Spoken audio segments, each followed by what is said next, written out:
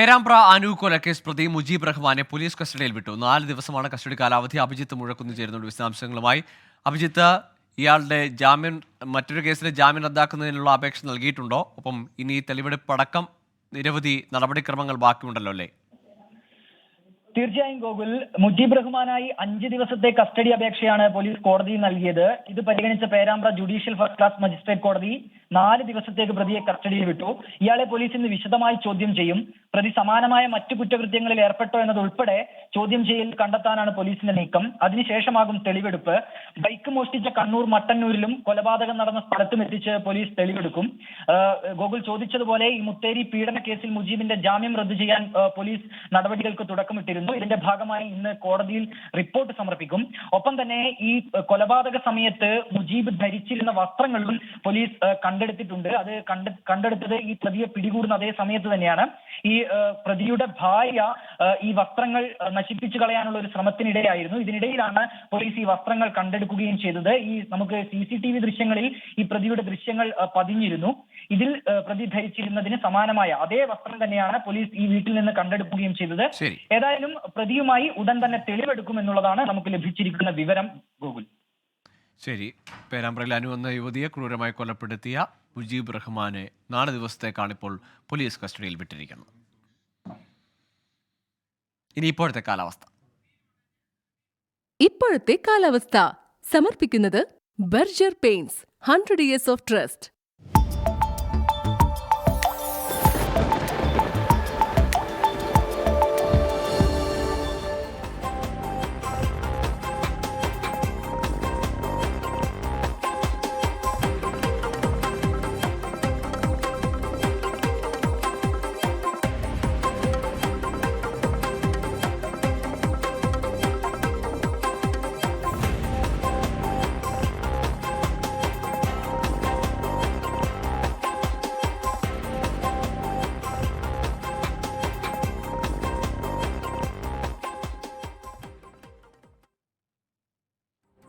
ഇതോടെ ഇന്ന് സംഭവിച്ചത് പൂർണ്ണമാകുന്ന ഈ വാർത്താമഴയുടെ സമയം. ഡോക്ടർ ഉന്മേഷ് ശിവരാമനെത്തും. നമസ്കാരം. You are watching 24 from News Headquarters, Kochi.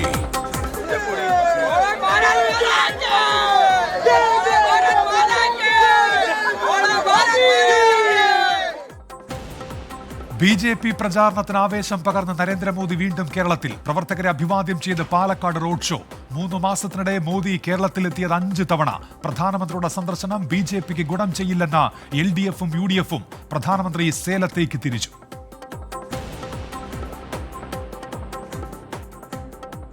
ബീഹാറിലെ സീറ്റ് വിഭജനത്തിന് പിന്നാലെ NDAയിൽ പൊട്ടിത്തെറി. സീറ്റ് ലഭിക്കാത്തതിൽ പ്രതിഷേധിച്ച് RLJP അധ്യക്ഷൻ പശുപതി കുമാർ പരാസ് കേന്ദ്രമന്ത്രി സ്ഥാനം രാജിവെച്ചു. BJPയുടെ 3ാം ഘട്ട സ്ഥാനാർത്ഥി പട്ടിക ഇന്ന്. കേരളത്തിലെ 4 മണ്ഡലങ്ങളിലേക്കും പ്രഖ്യാപനമുണ്ടായേക്കും.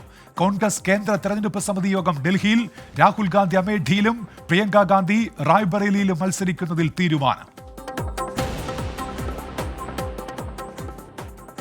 സംസ്ഥാനത്ത് പ്രചാരണത്തിന് വാക്പോര് രൂക്ഷം. LDF സ്ഥാനാർത്ഥിക്ക് വോട്ട് അഭ്യർത്ഥിക്കുന്നത് കലാമണ്ഡലം ഗോപിയാശാന്റെ സ്വാതന്ത്ര്യമെന്ന് സുരേഷ് ഗോപി തോൽവി ഉറപ്പിച്ച സ്ഥാനാർത്ഥിയെന്ന് K മുരളീധരൻ. ഗെറ്റ് ഔട്ട് അടിക്കുന്ന പാരമ്പര്യമൊന്നും ഞങ്ങളുടെ കുടുംബത്തിൽ ആർക്കും ഇല്ല. അതുകൊണ്ടാണ് വേറെ ചില സ്ഥലത്ത് ചെന്നപ്പോൾ ഗെറ്റ് ഔട്ട് അടിച്ചല്ലോ. പത്മഭൂഷൺ കൊടുക്കാന്ന് പറഞ്ഞാലും ഗെറ്റ് ഔട്ട് അടിച്ചു. ഇടുക്കിയിലെ UDF സ്ഥാനാർത്ഥി ഡീൻ കുര്യാക്കോസിനെതിരെ അതിരുവിട്ട വ്യക്തി അധിക്ഷേപവുമായി MM മണി. PJ കുര്യനെതിരെയും മോശം പരാമർശം. കൂടുതൽ നേതാക്കൾ BJPയിലേക്കെന്ന അഭ്യൂഹങ്ങൾക്കിടെ RJD നേതാവ് V സുരേന്ദ്രൻ പിള്ളയും രാജീവ് ചന്ദ്രശേഖറും തമ്മിൽ കൂടിക്കാഴ്ച. NDA സ്ഥാനാർത്ഥി എത്തിയത് ഇടതുമുന്നണി നേതാവിന്റെ കവടിയാറിലെ വീട്ടിൽ. ദൃശ്യങ്ങൾ 24-ന്. സൗഹൃദ സന്ദർശനമെന്ന് വിശദീകരണം. ഇന്ത്യ മുന്നണി റാലിയിൽ നിന്ന് കമ്മ്യൂണിസ്റ്റ് പാർട്ടികൾ വിട്ടുനിന്നതിൽ വിവാദം തുടരുന്നു. രാഹുൽ ഗാന്ധിയും KC വേണുഗോപാലും ഇടത് സ്ഥാനാർത്ഥികൾക്കെതിരെ മത്സരിക്കുമ്പോൾ എന്തിന് പരിപാടിയിൽ പങ്കെടുക്കണമെന്ന് MV ഗോവിന്ദൻ. ലീഗിന്റെ പിന്തുണയോടെ ജയിക്കാനാണ് രാഹുൽ ഗാന്ധി വയനാട്ടിലെത്തിയതെന്നും CPIM സംസ്ഥാന സെക്രട്ടറി. മോദിയേക്കാൾ CPIM എതിർപ്പ് ഇന്ത്യ മുന്നണിയോടെന്ന് രമേശ് ചെന്നിത്തല.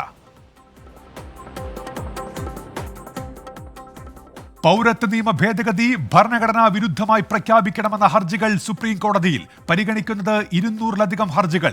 കോടതിയെ സമീപിച്ചവരിൽ സംസ്ഥാന സർക്കാരും മുസ്ലിം ലീഗും രമേശ് ചെന്നിത്തലയും. കേന്ദ്ര സർക്കാർ നിലപാട് അറിയിക്കും. മൂന്നാറിൽ ജനവാസ മേഖലയിൽ ഇറങ്ങിയ കാട്ടാന പടയപ്പയെ മൈക്ക് വെടിവെക്കില്ല, ഉൾക്കാട്ടിലേക്ക് തുരത്താൻ നിർദ്ദേശം നൽകി CFO. മാട്ടുപ്പെട്ടി ടോപ്പ് ഡിവിഷനിലുള്ള പടയപ്പ ഡ്രോൺ ദൃശ്യങ്ങളിൽ ദൗത്യം ഇന്ന് തുടങ്ങും. കൊല്ലം കടക്കലിൽ കാട്ടുപന്നിയെ ഇടിച്ച് ബൈക്ക് മറിഞ്ഞ് പരിക്കേറ്റ മുക്കുന്നം സ്വദേശി മരിച്ചു. ജസ്ന തിരോധാന കേസിൽ പ്രതികരണവുമായി മുൻ crime branch SP KG Simon. CBI അന്വേഷണം അവസാനിപ്പിച്ചത് ശരിയായില്ല. ഒരു റിസൾട്ട് എന്ന് പറയാൻ അതല്ല വേണ്ടത്. റിസൾട്ട് വരുമ്പോൾ അതോടെയും കവർ ചെയ്ത് അന്വേഷിക്കുക എന്നുള്ളതാണ് അതിൻ്റെ റിസൾട്ട് നമുക്ക് കിട്ടുക. അവർക്ക് ഇപ്പോൾ 1 ദിവസം കൊണ്ട് തീർക്കാം, 2 ദിവസം കൊണ്ട്, അവർക്ക് ചിലപ്പോൾ തോന്നുകയാണ് അത് നിർത്തുകയാണ്. ക്രൈംബ്രാഞ്ച് അന്വേഷണത്തിൽ പ്രതിസന്ധിയായത് കോവിഡെന്നും KG സൈമൺ 24നോട്.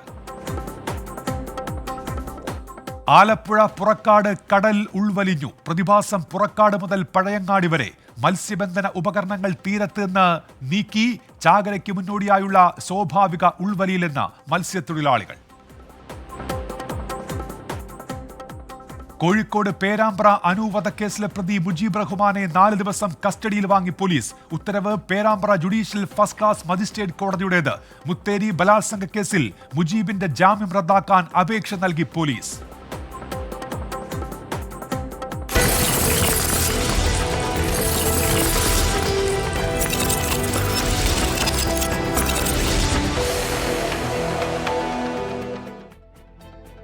നമസ്കാരം, ഞാൻ ഉമേഷ് ശിവരാമൻ. വാർത്താമഴയിലേക്ക് ആദ്യം തെരഞ്ഞെടുപ്പ് വാർത്തകൾ.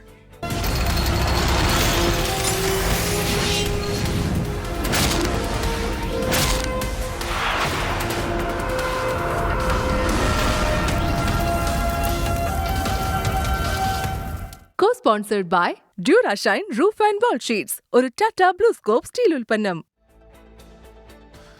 പാലക്കാട് BJP പ്രവർത്തകരെ ആവേശത്തിലാഴ്ത്തി പ്രധാനമന്ത്രിയുടെ റോഡ് ഷോ. 5 വിളക്കിൽ നിന്ന് പോസ്റ്റ് ഓഫീസ് ജംഗ്ഷൻ വരെയായിരുന്നു പ്രകടനം. തുറന്ന ജീപ്പിൽ NDA സ്ഥാനാർത്ഥികൾക്കൊപ്പം നീങ്ങിയ പ്രധാനമന്ത്രി റോഡിന് ഇരുവശവും കാത്തുനിന്ന പ്രവർത്തകരെ അഭിവാദ്യം ചെയ്തു.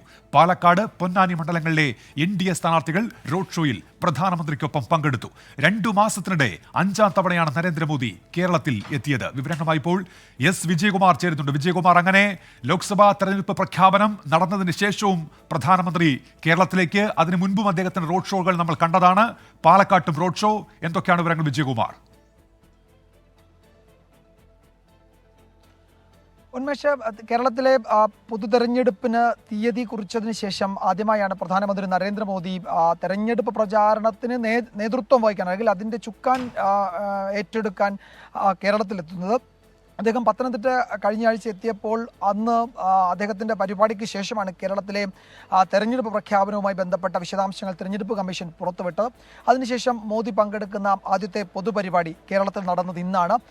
ഏതാണ്ട് 1 കിലോമീറ്റർ ദൂരമുള്ള ഒരു റോഡ് ഷോ. പ്രവർത്തകരുടെ വലിയ പങ്കാളിത്തം ഉണ്ടായിരുന്നു. 5 വിളക്ക് മുതൽ ഹെഡ് പോസ്റ്റ് ഓഫീസ് വരെയുള്ള ആ റോഡിന് ഇരുവശത്തും പ്രവർത്തകർ ധാരാളമായി ഈ കൊടും ചൂടിനെ അവഗണിച്ച് കാത്തു നിൽക്കുന്നുണ്ടായിരുന്നു. പ്രധാനമന്ത്രി മുഴുവൻ പ്രവർത്തകരെയും അഭിവാദ്യം ചെയ്താണ് കടന്നുപോയത്. പിന്നീട് പാലക്കാട്ടെ ജനങ്ങൾക്ക്, BJP പ്രവർത്തകർക്കൊക്കെ പിന്നീട് അദ്ദേഹം നന്ദി അറിയിക്കുകയും ചെയ്തു. പാലക്കാട്, പൊന്നാനി ലോക്സഭാ മണ്ഡലങ്ങളിലെ സ്ഥാനാർത്ഥികൾക്ക് അദ്ദേഹം വോട്ട് അഭ്യർത്ഥിച്ചു. BJP സംസ്ഥാന അധ്യക്ഷനോടൊപ്പം സ്ഥാനാർത്ഥികളും പ്രധാനമന്ത്രിയുടെ തുറന്ന വാഹനത്തിലുണ്ടായിരുന്നു. ഇത് ഒരുപക്ഷെ കേരളത്തിൽ അടുത്ത ദിവസങ്ങളിൽ അല്ലെങ്കിൽ അടുത്ത ആഴ്ചയൊക്കെ നടക്കാനിരിക്കുന്ന കൂടുതൽ പ്രചാരണ പരിപാടികളുണ്ട്. BJP കേന്ദ്ര നേതൃത്വം, പ്രത്യേകിച്ച് പ്രധാനമന്ത്രി നരേന്ദ്രമോദി നേതൃത്വം വഹിക്കാൻ പോകുന്ന പ്രചാരണ പരിപാടികളുടെ തുടക്കം കുറിക്കുന്നതാകാം പാലക്കാട്ടെ ഈ റോഡ് ഷോ എന്നാണ് BJP നേതൃത്വം വ്യക്തമാക്കുന്നത്. തിരുവനന്തപുരത്തും തൃശ്ശൂരിലും ഒക്കെയായി പ്രധാനമന്ത്രിയുടെ പരിപാടികൾ അടുത്ത ദിവസങ്ങളിൽ, അടുത്ത ആഴ്ചകളിലൊക്കെ വരാനിരിക്കുന്നുണ്ട്.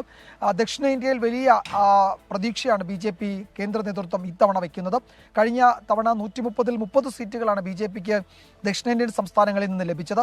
അതിൻ്റെ എണ്ണം കൂട്ടുക, അത് 40-ഓ 50-ഓ ഒക്കെ ആക്കി ഉയർത്തുക എന്നതാണ് BJPയുടെ ഒരു മിഷൻ സൗത്ത് എന്ന് പറയുന്നത്. അതിൻ്റെ ഭാഗമായി പ്രധാനമന്ത്രി നരേന്ദ്രമോദി തുടർച്ചയായി ഈ ദക്ഷിണേന്ത്യൻ സംസ്ഥാനങ്ങൾ കേന്ദ്രീകരിച്ച് പ്രചാരണം നടത്തുകയാണ്. അതിൻ്റെ ഭാഗമായാണ് കേരളത്തിൽ അദ്ദേഹം എത്തുന്നത്. കഴിഞ്ഞ 3 മാസത്തെ കണക്കെടുത്ത് പരിശോധിച്ചാൽ ഏതാണ്ട് 5 തവണ പ്രധാനമന്ത്രി നരേന്ദ്രമോദി കേരളത്തിലെത്തിയിട്ടുണ്ട്. റോഡ് ഷോകൾ, പൊതുസമ്മേളനങ്ങളൊക്കെയായി അദ്ദേഹം വിവിധ പരിപാടികളിൽ പങ്കെടുത്തിട്ടുണ്ട്. അതുകൂടാതെ തെരഞ്ഞെടുപ്പ് പ്രഖ്യാപനത്തിന് ശേഷം ആ ഇന്നിംഗ്സ് ഓപ്പൺ ചെയ്യുന്നത് പ്രധാനമന്ത്രി നരേന്ദ്രമോദി തന്നെയാണ് കേരളത്തിൽ BJPയുടെ പ്രചാരണ പ്രവർത്തനങ്ങൾക്ക് തുടക്കം കുറിക്കുന്നത്. ഒരു റോഡ് ഷോ പാലക്കാടെ സംബന്ധിച്ചിടത്തോളം, പാലക്കാട് BJP ഓരോ നിയമസഭാ തെരഞ്ഞെടുപ്പിലും പാലക്കാട് ലോക്സഭാ മണ്ഡലങ്ങളിലെ നിയമസഭാ സെഗ്മെന്റുകളിൽ BJP വോട്ട് കൂട്ടുന്നുണ്ട്. പാലക്കാട് കടുത്ത രാഷ്ട്രീയ പോരാട്ടം കഴിഞ്ഞ നിയമസഭാ തെരഞ്ഞെടുപ്പിൽ നടത്തി. മലമ്പുഴയിലൊക്കെ 2ാം സ്ഥാനത്ത് വരുന്നത് തുടർച്ചയായി.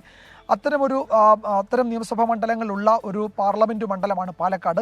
അവിടെ കേവലം വോട്ട് വർധനയ്ക്ക് അപ്പുറത്തേക്ക് അതൊരു സീറ്റായി അതിനെ കൺവേർട്ട് ചെയ്യാൻ കഴിയുമോ എന്ന രാഷ്ട്രീയ സാധ്യതയാണ് BJP ദേശീയ നേതൃത്വം തുടർച്ചയായി പരിശോധിക്കുന്നത്. അതിന്റെ ഭാഗമായാണ് പാലക്കാട്ട് തന്നെ ഈ റോഡ് ഷോയ്ക്ക് തുടക്കം കുറിക്കുകയും ചെയ്തത് പ്രധാനമന്ത്രി. തൃശ്ശൂരും തിരുവനന്തപുരവും ആറ്റിങ്ങിലും ഒക്കെ പോലെ BJP പ്രതീക്ഷ അർപ്പിക്കുന്ന ഒരു മണ്ഡലമാണ് പാലക്കാട്. BJPയുടെ സംസ്ഥാന ജനറൽ സെക്രട്ടറി പാലക്കാട്ടുകാരൻ തന്നെയായ C. കൃഷ്ണകുമാറിനെ BJP മത്സരരംഗത്ത് ഇറക്കിയതും കേവലം ഒരു മത്സരം എന്നതിനപ്പുറത്തേക്ക് ഒരു ത്രികോണ മത്സരത്തിന്റെ പ്രതീതി ഉണ്ടാക്കുക എന്ന നിലയിൽ തന്നെയാണ്.